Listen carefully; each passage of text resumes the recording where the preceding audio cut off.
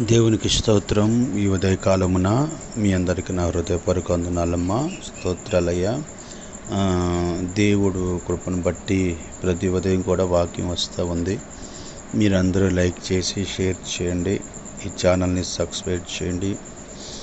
మరి ఉదయం వాక్యం ఎంతో ఆశీర్వాదకరం వినడానికి మీరందరూ వింటున్నారని నేను ఆశిస్తున్నాను.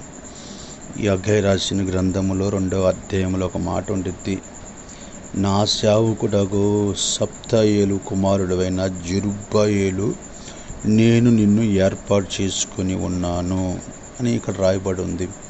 అంటే దేవుడు ఏర్పాటు చేసుకున్నాడని ఇక్కడ రాయబడి ఉంది వాక్యము. నా ప్రియమైన దేవుని బిడ్డలారా, జెరుబ్బాయేలుని దేవుడు ఏర్పాటు చేసుకున్నాడు. కొన్ని సందర్భాల్లో దేవుడు మనల్ని ఏర్పాటు చేసుకున్నాడో లేదో అని మనకు ఒక ఆలోచన.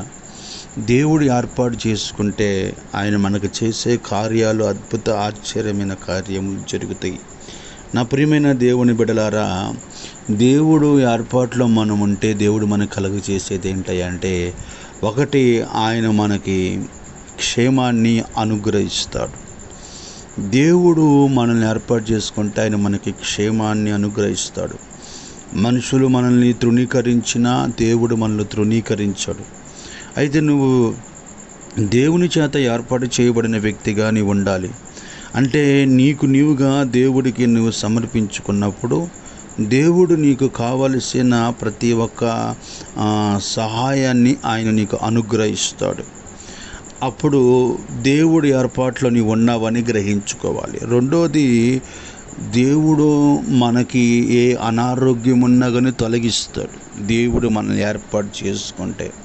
అయితే నువ్వు అనారోగ్యంతో బాధపడుతున్నావేమో, కానీ ప్రభు అంటాడు, నీవు నా ఏర్పాట్లో ఉంటే నేను నిన్ను స్వస్థపరుస్తానని ఇక్కడ వాక్యం మనకు రాయబడి ఉంది. దేవుడి చేత ఏర్పరచబడిన వ్యక్తివైతే నీ అవసరతలు దేవుడు తీరుస్తాడు, నీకు క్షేమాన్ని ఇస్తాడు. అందుకని బైబిల్లో రాసి ఉండే దేవుని ఉండిద్దంటే, కృపాక్షేమములే నీ వెంట వచ్చును అంటాడు.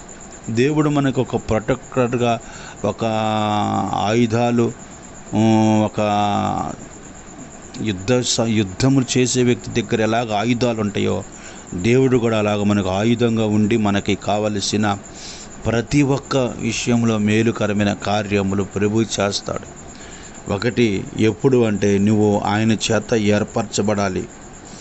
రెండోది, దేవుడు ఏర్పాటు చేసుకుంటే నీ కలిగేది ఏంటయ్యా అంటే, ఇక్కడ మనకు రాయబడి ఉంది, ఆయన నిన్ను స్వస్థపరుస్తాడు. ఈ ఉదయకాలమున ఏ అనారోగ్యంతో నీవు ఉన్నావో ఆ అనారోగ్యాన్ని ప్రభు తీసి నీకు ఆరోగ్యాన్ని ఇస్తాడు.